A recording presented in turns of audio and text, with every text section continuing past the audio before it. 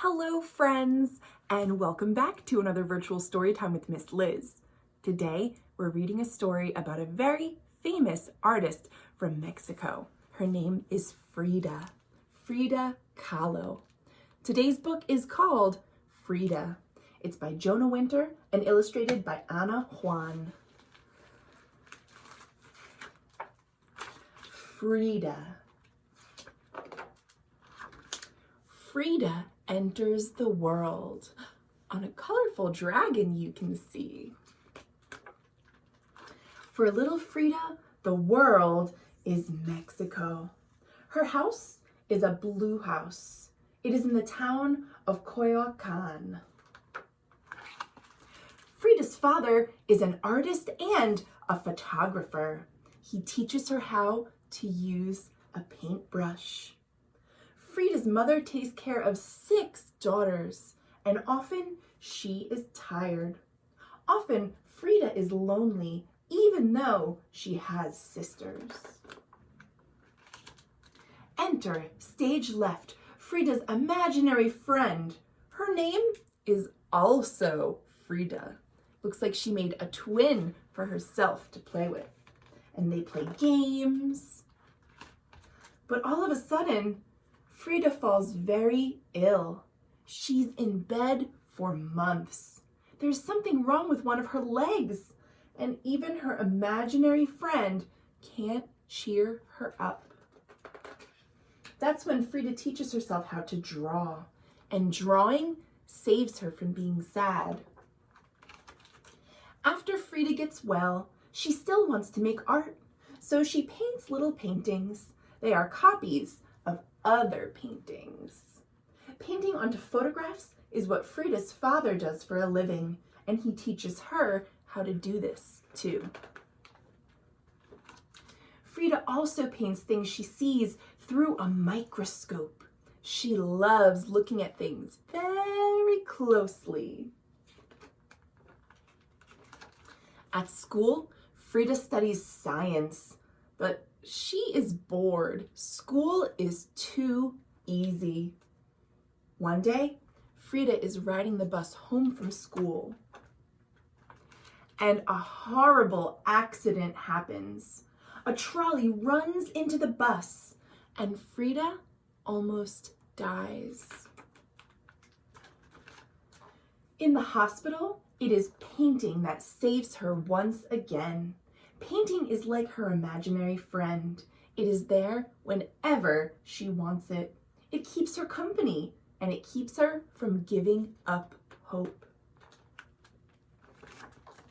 After the accident, life will never be the same for Frida. She will walk with a cane when she is able to walk. Her body will hurt always. But Frida doesn't cry or complain. Instead of crying, she paints pictures of herself crying. When her whole torso is put in a cast, she paints on the cast. When she can't leave her bed, she paints in bed. Nothing can stop Frida from painting because she's so often alone, unable to leave her house. She has to use her imagination. She paints what she sees in her heart on top of what she sees with her eyes. It's almost like painting on photographs. She paints little magical scenes with words at the bottom. All over Mexico, people paint these kind of scenes. Sometimes they are scenes of accidents with angels coming to the rescue. They are like prayers for people who are sick. They are called ex-votos. Frida paints ex-votos of herself when she is sick or in pain. Frida imitates no one in her style. Her paintings are like nothing else. In museums, people still look at them and weep and sigh and smile.